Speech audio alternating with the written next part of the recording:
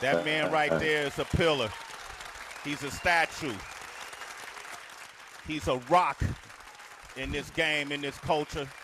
Trust me when I tell you he's a pioneer. He's a vanguard.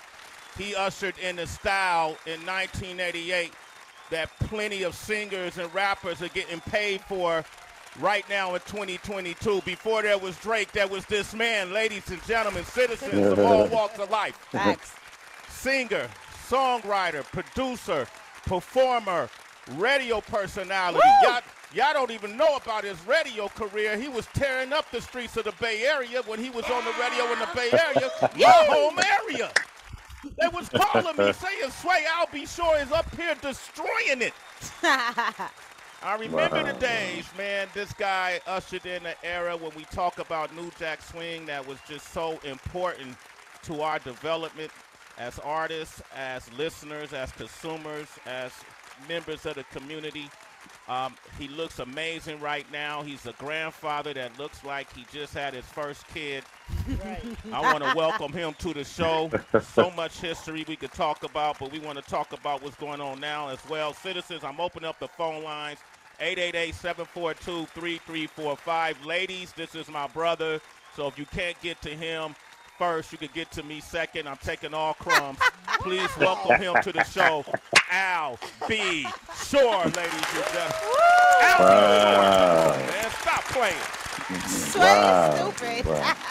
Man, I've been waiting to benefit from this for years, for decades. Wait. Time out. I wish I can afford to take you on tour with me. Oh, my goodness. Yo, He'll pull up for free. I was going to say Oh, man. Don't you worry. Man, first and foremost, let's get things in order. First of all, I'm a very big fan of your format, of you just as a person, and over the years I've watched you navigate and do what you do, and I'm not mad at you at all. You've been handling your business, so congratulations, kudos, Black man, to you and your entire team for always just keeping it. Before it was 2022, you were keeping it 2022. So we really appreciate you and your amazing team. Just continue to bless that platform and keep it real with the people. So thank you. Appreciate you. Gotta do That's that, lovely. Man. But let me fan out for a second, though, Al. I'll be sure, man. Let me fan out, man. Like, we from the same high school, so to speak. So as you was winning, I was on the West Coast witnessing it all, being enamored, being intrigued by everything I was seeing. Anytime I saw Heavy D in Mount Vernon wearing one of those, what do you call those jackets with the leather with the white fur on it? The Bubble Goose. The Bubble Goose, whenever the wardrobe that was coming out of Mount Vernon. This is before the kids talk about drip and all that. We had the Bubble Goose and we had the sheepdogs with the mittens and the matching hat to go. Damn. Remember when they started Talk doing about the old colored school. sheepdogs? First they had the beige ones, then they I started had the sky blue joint. I had the sky, Yes. And you had to get it off Delancey Street. Remember, you had to go down. You save your little bread. Delancey, wow. Yes. I'll be sure we didn't have that in Oakland. We didn't need that in Oakland. It was too high, so we wasn't wearing all that. But we wanted all of that style, man. And so I just want to say congratulations on your career, on your legacy. Thank you, sir. Absolutely. Thank you, sir. Before we get into that, though, March 26th, I didn't know if I heard it correctly, but Peter Gunz and Al B. Shore called me the other day. And Peter called me. I was on the phone. I said, I'll get back to Pete. We talk all the time. And then he texted me and said, I'm in the car with Al B. Shore. And then I hung up. He said, okay. That's You hung up. You had to reset. Oh, man. And I immediately, y'all was being fake with Pete. That's my dude. And March 26th, I've heard of a producer, a singer, a songwriter, a performer, a grandfather, a radio personality. I never thought I would hear the word a boxer. What is going on? Why is Al B. Shore in a celebrity boxing match that's taking place March 26th? What is happening? Well, you can take me out of money earned in Mount Vernon, but you can't take the money earned in Mount Vernon out of me. So I still got a little bolos left, a little bucket list thing. In addition to the organization reached out and contacted me pre-COVID And, you know, we were trying to work something out, you know, with everybody, you know, having these conversations. You know, we heard you, you know, because imagine me trying to get home from school every day from the north side to the south side of money earning. And I never tuck my chain. You know what it is. And you know, it is what it is. But, you know, when you're young, you know, the priorities are different. And, you know, it's all about having the shiniest shoes and so on and so forth. And, you know, having the shell-toe Adidas and having your bubble goose and so on and so forth and keeping it moving. But, you know, the streets of Mount Vernon raised me. So big shout out to Money Earning and everybody there. And, you know, everybody from Butler to Tootie to, you know, man, listen, you know those names. Come on, yes. Family with us up there. We got number 11 for you. And you know, it's just, you know, it's just something, you know, spending a majority of my professional career, you know, also attending, you know, the Mike Tyson fights all over. I know you've seen pictures of us everywhere and stuff, you know, just being a big fan of understanding that this is not necessarily a brute force sport. It's really a chess match for intellects, you know, to outsmart each other, and being able to disconnect someone's anatomy is in a completely different genre. But, you know, I thought it was something curious, and you know, all praise due to Allah. You know, I've conquered so many other, you know, it was number one in, you know, music and number one in, you know, radio stuff, you know, just doing everything. And I come from the school of Quincy Jones, as you know, and I wanted to just truly, you know, try my hand at everything. You know, guess what? You know, as long as I put my best foot forward and my effort, you know, from what I learned, I mean, that's all I can ask myself for, and just move and get out your own way. That's it. I heard that. Hey, it's taking place March 26th. If you're near in the tri-state area, it's a charity, and he's going to be fighting Hazel, the Latin lover, Roche, and yes, sir, and it's a big dude too. He's twice my size, but you know, I have the legendary Roy Jones training me in terms of, you know, making sure my jab step is on point, in addition to you know, my footwork and so on and so forth, and just keeping it moving and, you know, still being nimble. Now, as you know, as my brother, like you know, over the last few years, you know, I've lost up to 140 pounds, basically deciding I wanted to you know, to get, you know, get it right.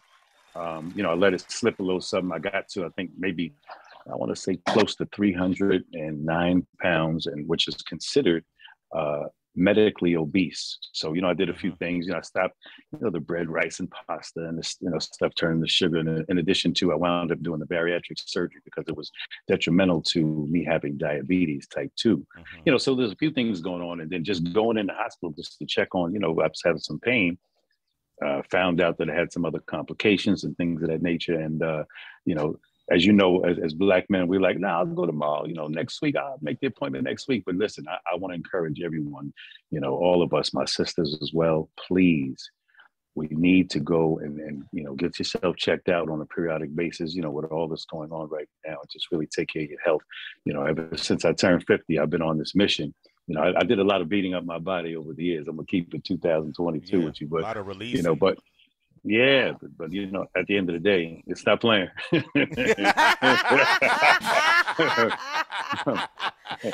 You know, Al? What do you say? Alba has left no stones unturned. That's it. Hilarious. Get the money. I'll be sure. One more time, Trace. Let me just say this. This is on the 26th, March 26th. I'll be sure we'll be facing off against Hazel, the Latin lover, Roche, I believe. And you want to get tickets, you could go to celebrityboxingtickets.com to get your tickets. You know what? I have a better one for you. You can just go to albishore.net, ALBSURE.net, or just albishore.net/celebrity boxing. If you're not able to make it to AC on the 26th, pay-per-view, you know, is right there, and you can order and have the whole family, colleagues, friends, the homies around the way come watch this, because also I'm making a very big announcement. God willing that I come out victorious, I'm making a very, very big announcement for the entire world, for the culture, for outside the culture. It's going to be the biggest announcement of the year, and you heard it first right here. Oh, shit. Okay, man. All right. A big announcement by Al. Be sure. Flavor Flav will be the ring announcer. Peter Gunz will be the commentator. Trach and Mob Wives, Renee Graziano are the referees. Kid and Play will be performing. Wow. Gillie, the Kid, and Wallo will be hosting. So make sure Perfect. Yo, check that out. Fun. Peter Gunz, turn your camera on, man. I see you here. Peter Gunz, turn your camera on. Okay. Come on, huh? Yeah, gun smoke. Gun smoke not in the on, building. man. Yeah, hit your camera. I'll be sure. You mentioned, I always was You know I'm curious old. about. Oh, there you go. Peter Gunz, ladies and citizens. Peter Gunz. Wow. Peter, why are you trying to get Al punched up in his face, man? What's this about? Shit, man. I inspired Al to do this. Al saw me beat up on Cisco. He saw me the first round knockout. And he said, yo, Gunz could do it. My little brother could do it. I could do it. And this is like, what is but up I fractured my wrist. So I told him, be careful, boy. Yo, why is it why we get to this age we want to jump in the ring? What is that about? Fucking this dumbass old, you know, just you get old and crazy. My doctor was like, what's wrong with you? Listen, when I went to get my wrist, you know, rehab for my wrist, he was like, what's wrong with you? You too old for this. You know what? I'd rather, you know, very in all seriousness, I'd rather, you know, do something of this nature and make sure that I wanted to also focus on giving, you know, my philanthropic spirit, you know, and really, you know, hone in on giving some attention to those who really, really deserve it. I know we're entertainers and we, you know, make people dance and, you know, and entertain and so on and so forth. But there's some people out there like Cheryl Action Jackson, who is the founder of Minnie's Pantry, and they fed over 15 million meals to families. You know, Tiffany Rose in LA, you know, that's called Minnie's Pantry and Minnie's Boutique. Tiffany Rose in LA, she has We Feed the Hungry, which is my friend's house, LA, and they're spreading around the country. And they're in Skid Row weekly, giving toiletries, socks, clothing, a good, you know, spirituality. You know, they have in church up in there. You can find anybody up in there, like the Lakers and the Kardashians. You know, it's just really a beautiful thing. And last but not least, we are going to celebrate the work of Dr.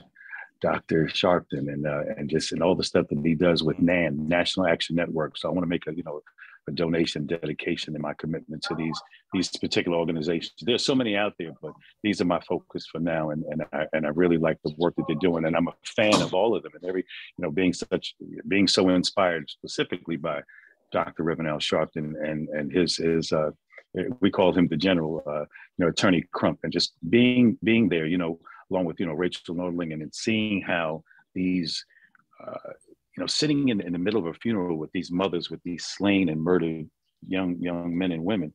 I mean, it completely changes your perspective, Sway. You know, it's something that, you know, if you didn't take life seriously, as you know, I don't talk too much because every time I say something, it goes viral and it's about something crazy instead of understanding. Look, don't let the love songs fool you. I'm just out here trying to, just leave a legacy and something, for my amazing sons. Big shout out to Quincy, Devin, and Lil Al. I love you. I appreciate you. Keep working hard. I don't care what it is that you wind up doing, but what I want you to do is be a productive and positive part of society. That's it. Mm-hmm. I'll be sure, man. So I want to ask you a lot of questions, but I want to let Tracy and Heather jump in. HB, you want to say anything to them? Yeah, Al, what's up? How you doing, Pete? What's up? It's Heather. How y'all doing? What up, Head?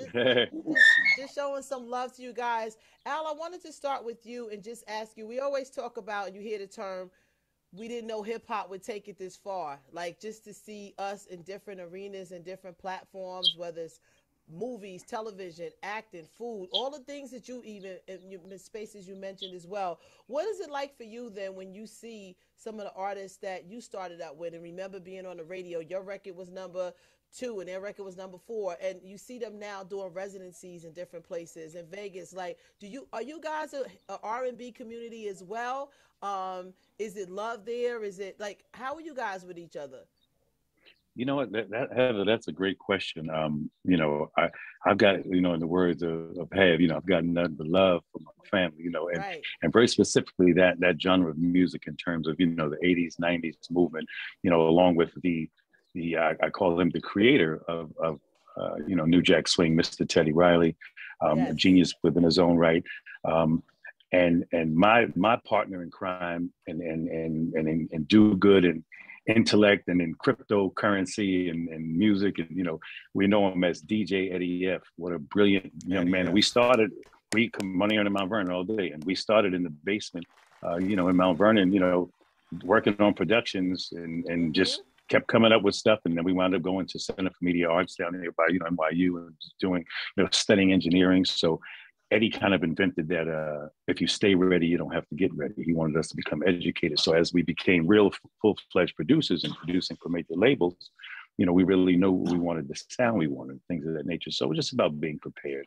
And I'm, like I said to you, I'm very happy to see. In fact, we took it a step further. Eddie and I have been discussing, as it relates to on the publishing side of things. Like right now, we're in this space now where there's an I don't want to go too technical, but there's an intellectual property law that states, about intellectual property rights and so on and so forth, and publishing and things of that nature.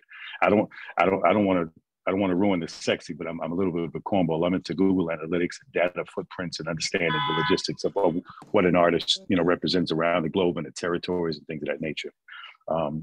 But yeah, it's amazing. So what we decided to do is something called Legacy Artist Advocates. And basically, we put a team together of very prominent individuals, which we'll be doing a big announcement, via Nordlinger. And we it's going to be pretty amazing, because all we're basically attempting to do is help these artists recover their royalties. You got to realize a lot of these artists may not be doing well in certain, because music goes in rotations, and that's just like asking imagine asking your accountant to play the piano and survive. It just may not work. You know what I'm saying? Because so some people are just really good at being a guitar player, really good at being a singer. They're not a lawyer, they're not an accountant, and it's really hard to trust, especially within this industry. So once you get that on board in terms of we just decided, because it's impossible to get, head of legal affairs or business affairs or any better on the phone in these companies. And very that's true, Al. That's true. Yep. Come on. And there's a lot of people out there that have been stealing our royalties. Shout out to the people, the good folks over at Sugar Hill. But you got to explain how they did it though. But how did they do it though? There was a statute of limitation on being able to claim. It's an intellectual property law, which is done in 1976. But where the stuff starts to revert to you, has to go back to you full copyright and ownership. But real quick, just to end that off, the key to it was now that we put this team together, and basically, now all these companies have what's called portals, and basically, there's no more fuzzy math. So, let's say Bob, the artist, is having a hard time paying his rent. He doesn't realize he might have $650. He might have some bands sitting at, MCA or Universal, what have you. But it's just, we're just trying to bridge that gap and assist these artists. Yo, Al, but what I'm trying to tell you is there's a company, Rich Kid Entertainment, the good folks over at Sugar Hill, that have been going and getting people royalties overseas. So they've been paying the wrong people because it's a scam. I'm telling you what I know. Remember, you heard I'm aware of that. I'm aware of that part as well. What they also do is help you market your catalog to advertisers as well, in addition to getting the songs placed. But that's the next step. Also doing is reclaiming the catalog, and then finally, because if you think about it, why is Night and Day not an AT&T commercial, or something of that nature, say at this stage. But again, now we're savvier. Eddie and I have been taking the bull by the horns, and we are truly just trying to really take this and take it to another level and assist these artists and getting their royalties that they just do. Dope. I mean, I literally, just to be honest with you, I'm gonna keep it 2022. What year did I executive produce and produce all that Jodeci stuff? Do you realize I got my first Jodeci check maybe in the last year, and it's not even a full check.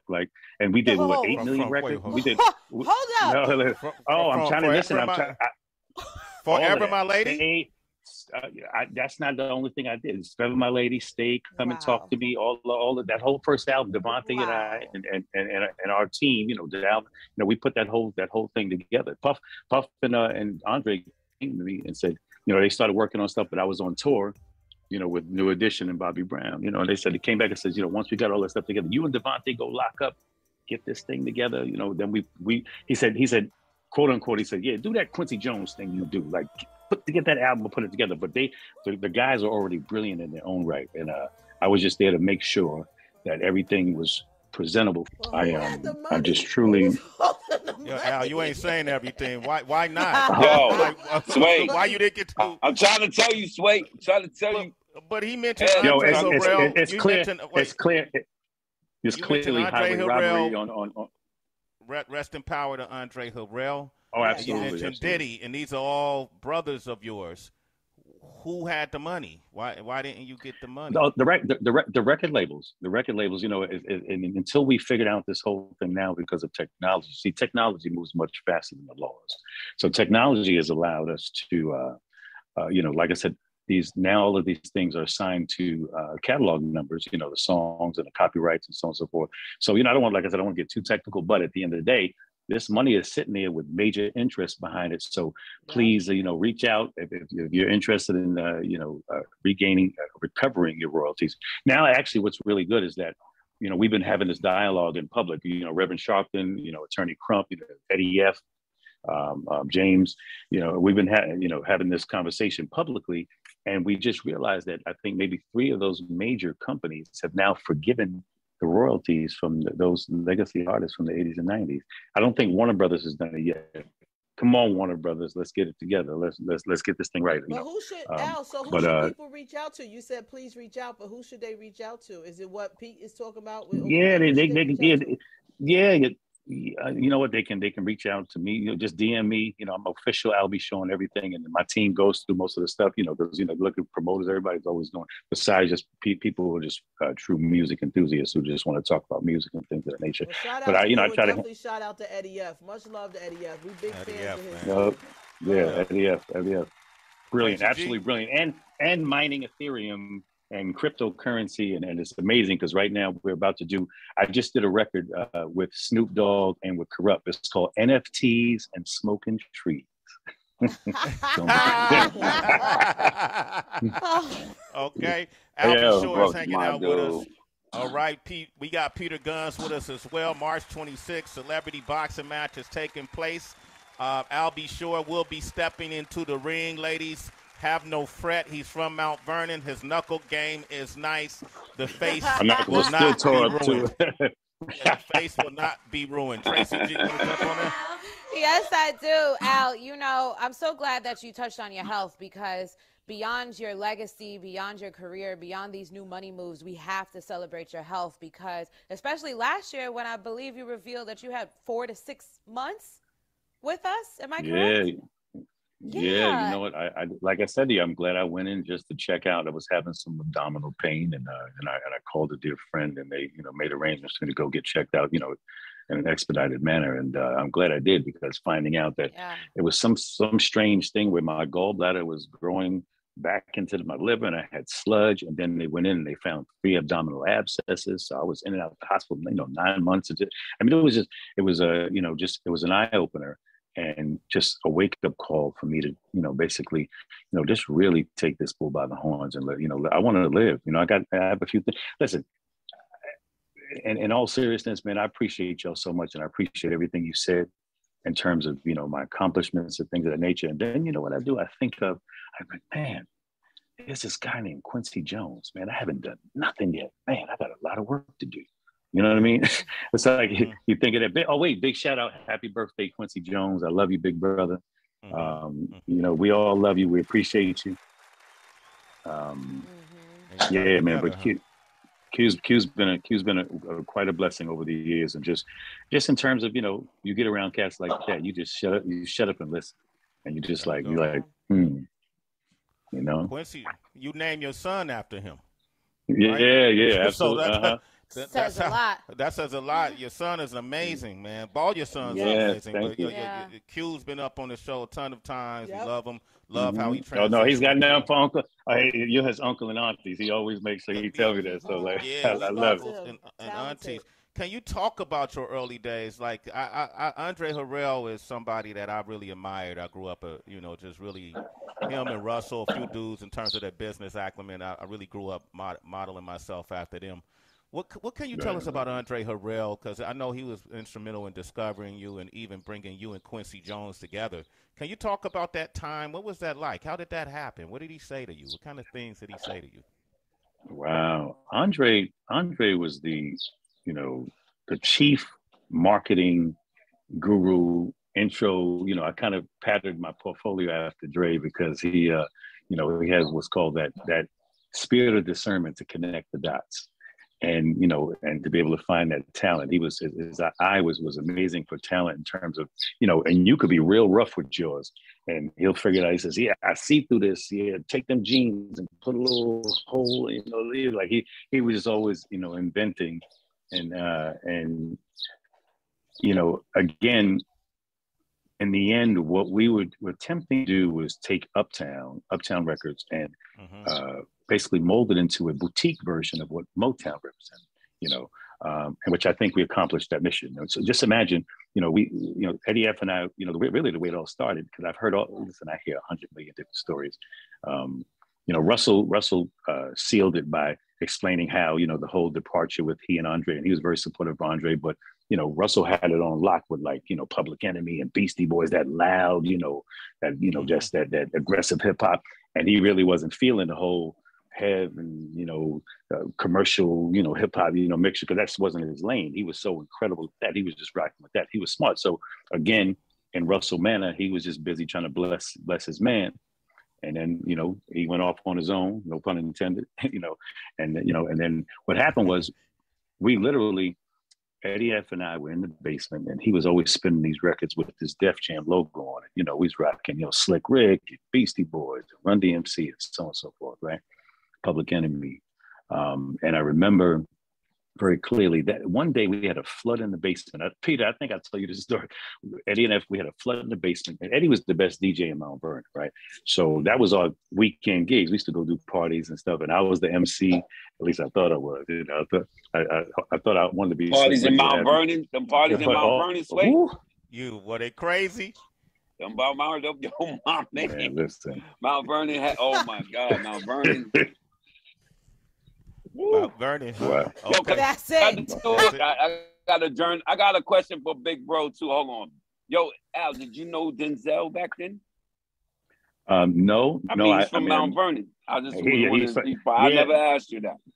Yeah, you know, it's funny. I didn't meet him until afterwards. I think I probably met him at B. Smith's one night, you know, on 8th Avenue, like, you know, back in the day, whatever. Wow. And then, you know, we kind of laughed about remember that? Yeah, God rest her soul, man. Barbara was, you know, a dear friend and an incredible Black woman, just like this, amazing. I mean, just good people too. And, you know, like I said, God rest her soul. But yeah, so, you know, and it's strange because Mount Vernon, obviously, is the first city outside of the boogie down Bronx, you know, the 5 boroughs. And it's just a 4 square mile town with a lot of drip before the word drip became, you know, popular. And just in terms of artists who are just truly aggressive and really truly into their craft, you know. And why are they calling me right now? So somebody calling. What's that? Yeah. That's the money ringing. Yeah, right. Did you think the drive? Yeah. that might be Andre Harrell trying to reach you. It's like, let's talk. I was like, wait. If it's Andre Harrell, I'm running out the room. Nah, man, you better hug him. It was so small, man. Yeah, it was crazy, right? Let me ask you this: when New Jack Swing first became popular, did y'all know what it was? Did you understand what was going on? That this was becoming a new era in music? Like, what do you recall from them days? I remember Andre, you know, fast forward, Andre putting me on, you know, telling me to get on this train. This was before I had a record out. So he told me to get on the train, go to 125th Street. I had this guy, I want you to meet Theodore. And then, you know, I went over there and I wound up staying there for 6 months, sleeping on dude's couch. He taught me song arrangement. He taught me, you know, programming, things of that nature. But it was something so, like, the technology moves much faster. Like, just, he was just so amazing just in terms of just seeing how he would navigate with these drum machines and these things. And his rhythm was just unheard of. Like, he's truly a prodigy. Teddy Riley, I can't listen. You can't say nothing about Teddy Riley. That man is a genius. Andre is so funny because as we were commencing on working on the life story, you know, with Andre Harrell and Uptown Records, he said, yo, you know, there's 3 people who really know how to do New Jack Swing. I said, it's Teddy Riley, DJ Eddie F, and Al B. Shore, right? So every time he said that, you know, it was always, you know, a blessing to hear him say that because we love the genre. But let me tell you something. You know who created that phrase? New Jack Swing was the film writer Barry Michael Cooper, and basically what he talked about, you know, who created, he did all that New Jack City, Jason's lyric Above the Rim. You know, he's involved with all those cult classic films.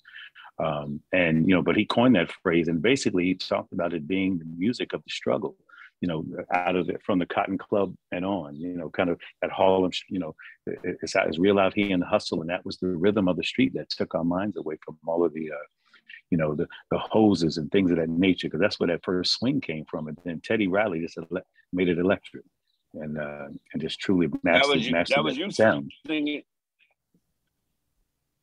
That was him singing that guy record. You Could Call Me Crazy. You can call me crazy. Albie sang on the Guy album. That's Albie. That's Albie. That's him. That's Albie. I knew this, Pete. You know, I know this. I remember when Night and Day came out. But that wasn't him on the album cover. That's all I'm saying. But you can hear it was him because his voice. You saying he got juked? Okay, I see what you're saying. No. I don't know what. No. What happened was Teddy and I were working on a bunch of stuff together, and we had done a bunch of records together. You know, and Teddy was working a little bit of everybody, but you know, we cut all type of demos and do certain things. And I think Teddy tells a story about how Gene Griffin said they were trying to meet a deadline. A deadline. And isn't that funny? Okay, so but yeah, right. It's like 40 and stuff. No, that's my man. Big shout out, rest in peace, King. But yeah, we were trying to meet a deadline, I think, for MCA Records for them to release the record. And then he told Teddy, he said, Teddy, come here. He said, put that boy on there. You know, that boy from Mount Vernon. He said, wasn't he said that Albie Show kid. So he told Teddy to keep it on the record and stuff. And it was all good because it's, you know, at the end of the day, it was all a collaborative effort in terms of, you know, we all would work together, you know, Terry Robinson, Tabitha, you know, Tara Jeter, you know, from the girls, and Teddy Riley, and you had Kyle West Break It Down, Kevin Dean, you know, and then, you know, Devontae, and then under Devontae, we had Timberland, he had Elgin, Genuine and Missy Elliott. So it was like this big collective of just, it was Motown on steroids. It was like you know, the new version of what Motown represented. We, you know, Andre Harrell, we would call him Baby Berry Gordy, and he would call me Baby Quincy Jones. So, but let me just give you a quick one. This is how it started. Eddie and I in the basement, he's rocking, had a flood. Had to scurry and get all the wires off the thing. So as I'm picking up the wires, I found there was a yellow pages and the thing. I had to pick it up. I was drying it off. And for some reason, out of ignorance, I just picked it up and I looked up Def Jam and I called. And I called 20 times. And I kept, can I speak to Russell Simmons, please? So I kept getting the kind of like, like, yeah, what kid calls from Mount Vernon on the wall phone, you know, from the yellow pages and asked to speak to Russell Simmons? Like, I'm going to really get Russell Simmons on the phone, right? So I kept asking. So finally, after the 30th call, and I said, well, you know, I'm working with this group because I wasn't part of the group, Heavy D and the Boys. But so I said, hey, I got this group, you know, from Money Earned in Mount Vernon. And he was like, you mean all y'all bougie niggas who think y'all from the Bronx? Oh, wow. Damn. And I said, no. I said, well, you know, Heavy D and the Boys. He said, what, the Fat Boys? I said, no, sir. I said, this is something a little different. You know, we got a little, you know, melodic, you know, temperament. And it, you know, it beats as hard as 2-day-olds. So, but, you know, we mixed it up together, a little R&B and hip hop and so on and so forth. And that's the way it started, basically. And we started that dialogue, and then all of a sudden they wound up getting a meeting, and Eddie and I cut the demo called It's a Party All. I remember that was the first cassette demo on that Tascam 244. And then they went to have their meeting. But the great thing was that, you know, they got the deal, congratulations. But Eddie F., being my brother, always kept my cassette right in his back pocket. And every time he was on the move and moving around these big circles of entertainment now, you know, check my man. So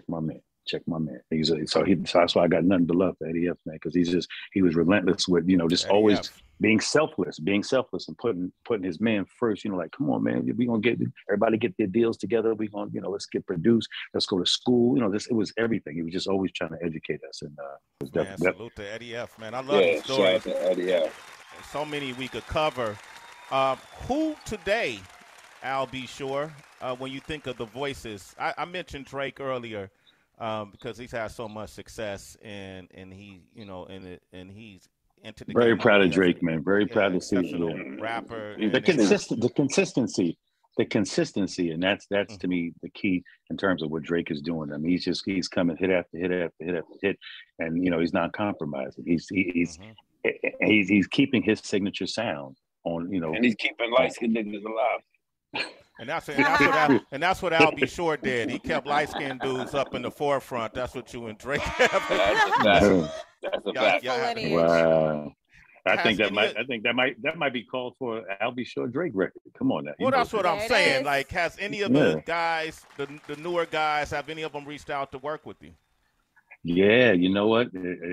Especially over the last few years and stuff, when people, you know, when stuff started to come out, you know, saying, wait, you know, we didn't know he wrote and produced. Because my thing, I never wanted the accolades, Sway. You know, my thing was just always I like to put the work in. So we just stayed in that studio hours on hours, and you know, come on, Gunz. You know how it is. You just you live, breathe, and start smelling like SSL, you know, Neve, you know, mixing boards, and you know, a bunch of coffee. I hear a lot of you in today's music. Believe it or not, I hear a couple of artists that I can hear. You know, sounding, they have the sound a little bit. Because if you notice the sound, the old sound is coming back. They're sampling a lot of the old joints, or just not even sampling, recreating them. So you know, I think they even created one of your joints. It was hot. Yeah. So it comes full circle. But it's very humbling. I mean, because I'm. It's so funny. I just found out I'm in the Webster's Dictionary under Al B. Shore, and then I think there's another one of the Beige Brothers or something. I've officially become an adjective, and you're one of the highest Google people on Google or some crazy. What was that I heard about you? Oh no, because somebody says, yo, you Google Michael Jordan, and you know, obviously, no way am I comparing myself to Michael Jordan. He said, you Google Michael Jordan, you get 800 million. You Google Al B. Shore, for some reason it's at 1.5 billion. I was like, get out of here! I just did it. I was like, oh, but you know what? That just. But it just goes to say in terms of you know obviously as an old school artist, I stay pretty much on top of my social media and, you know, staying engaged with, you know, people who enjoy. Listen, I'm just appreciative of anybody who's allowed my art to be a part of their journey over the years. And that's more humbling than anything else. You know what I mean? Just listen, you can listen to 1,000 other artists, and then, you know, people in my camp are like, listen. He said, yo, you like an old black Justin Bieber. I was like, what do you mean? He says, man, yo, you know, you were booked until 2025. I said, they want to see you all over the planet. And I'm like, it's just humbling. People don't know when I'm on stage, I spend the first 3 minutes in tears behind my sunglasses, because whether it's 2,000 people or 20,000 people, and we in a package, and I walk out, and it's just like, it just refuels my spiritual tank. You know what I mean? It's such a blessing. Being that kid from Mount Vernon who was standing in my room trying to do New Edition steps and Bobby Brown and try to dance like Michael Jackson with the little black and white TV on the chair with the rabbit ears. Come on, you already know. Yeah. Come on, man. Me too. Me too. Pete was a big Prince fan, right? Pete was dressed up like Prince when he was little. Prince. Mike too. I used to. Mike too. That was a fact. Yeah. That wasn't even a rim shot right there. Al B. Shore, listen, this is just the first of a series of conversations I would love to have with you. Absolutely. You know, because your history living. You know what I mean? Your present and your future. And I know you went viral a few times for a lot of controversial remarks that were made, and we could probably talk about that the next time.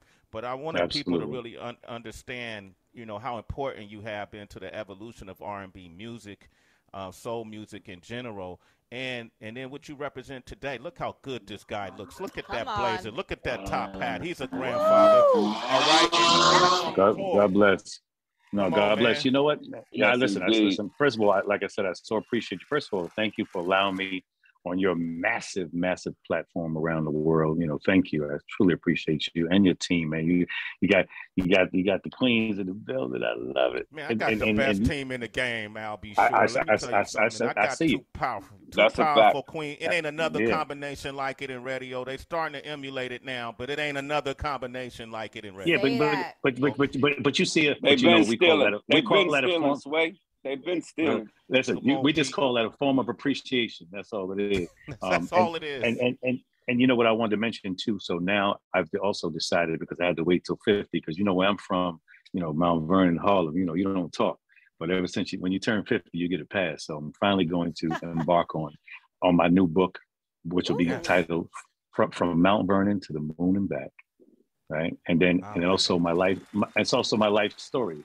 you know, somewhat reminiscent of the Bobby Brown and New Edition formats, but the story is something completely, you know, you Sway, I can't even say that, but you already know. I mean, I couldn't even get into and guess what? Yeah. And they're gonna hear the truth, whether they like it or not, because all this, a lot of times, listen, man, I get used so much for traffic and blogs, and listen, I don't need a new record out, I don't need a new TV show for some reason, but I'm blessed that there's a curiosity in terms of, you know, that digital footprint, and then people are just being curious, and at the end of the day, I love the simple fact that everyone swears that they know my whole life story of business, that they have no clue. And, you know, and I just let the blogs just roll with it. And, you know, this conspiracy theory and Al and Puff and it. Listen, I'm proud of Black man. I want to see him, you know, thrive more and be able to affect change and, you know, practice philanthropy. And just the more that we have, the more we can give to others who are in need. And that's really kind of my plight. You know, forget all that extra who don't like who and who's dating who and who's smashing this. You know, that's fantastic. You know, leave that to, you know, leave that to those who need to, you know, feed from that. So but you know, like what's the state of your relationship with Puff now? You know what, he's doing his thing. I'm proud of him, and you know, there's no beef that I know of. You know what it is. Just everybody else creates it around it. Look, I'm just happy. Look, my son is thriving. You know, we co-parenting, what have you. You know, Kim blessed it, and you know, God rest her soul. We gonna God rest her soul. What a wonderful lady. What a wonderful lady, and what amazing.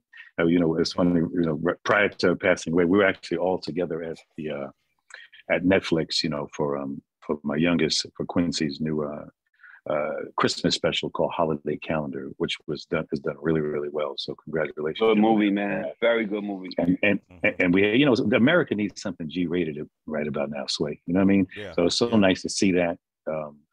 You know, but we were all together, and, you know, she was doing fantastic at the premiere, and, you know, Puff came through. You know, it was a star-studded event. It was so nice just to see the support, and, you know, and a big thank you to everybody out there who support any of my youth and their endeavors in entertainment and things like that. Big shout out to Devin Loud, who's rocking, doing all that trap. You know, they got it on lock and ATL, and Lil B Shore, you know, he's singing his face off, and my oldest, you know, he tours with me. That young man can sing, and of course, you know, Quincy doing his acting, and I had an opportunity to hear some of that new album. We took him to Harlem. We went to go see Uncle Dodd and Uncle Gunz, and we went up to Harlem and rode around and listened to Quincy's album. It's crazy. I'm like, you know, I gotta hold it back. I'm trying to be like, yo, I'm like, yo, that's hot, and I'm like, yo, that's hot. but thank you for sharing that. Y'all were one of the first blended families we saw in hip hop. Yes. You know, with Quincy, Kim, Puff, and you. And so I want to thank you for that. But we could talk more about all those things the next conversation. Yeah, no, we're gonna rock. We're gonna rock, Sway. We're gonna rock. Absolutely. We're gonna do it with class. How about that? Al B. Shore. Yeah, nice. Yo, give it up for this icon, Al B. Shore. March 26th. Love give you, it up Al for B. this Shore. legend, Peter Gunz. It's taking place. The celebrity boxing match. The celebrity boxing match, March 26th in Atlantic City. Al B. Shore against Hazel, the Latin lover. Flavor Flav will be there. Trach will be there. Kid and Play performing. Gillie and Wallo hosting. Peter Gunz will be there. Roy Jones Jr. will be there. It's going to be off the chain, and the proceeds go to charity. Al B. Shore, I love you, brother. I love you too, man. My man. Let's go. Let's go. Peter Gunz, you already know. Man. Let's go break bread. Let's go break bread. Okay.